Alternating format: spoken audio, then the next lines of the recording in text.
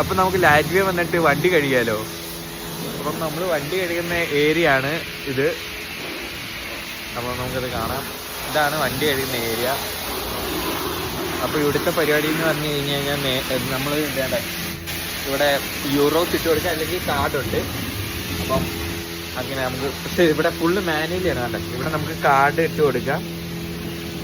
അപ്പോൾ നമുക്ക് 1 യൂറോയ്ക്ക് 2 മിനിറ്റ്, 1 യൂറോയ്ക്ക് നമുക്ക് 2 മിനിറ്റ് കിട്ടും. അപ്പോൾ ആ സമയം കൊണ്ടാണ് നമ്മൾ വണ്ടി കഴുകേണ്ടത്. അങ്ങനെ എത്ര വട്ടം വേണമെങ്കിലും നമുക്ക് കഴുകാം. ഫുള്ള് സെറ്റപ്പ് കഴുകണമെങ്കിൽ ഏകദേശം 7 യൂറോ ഉണ്ടെങ്കിൽ നമുക്ക് അടിപൊളിയായിട്ട് വണ്ടി ഫുള്ള് കഴുകാം. ഈ കാർഡ് ടാപ്പ് ചെയ്യും.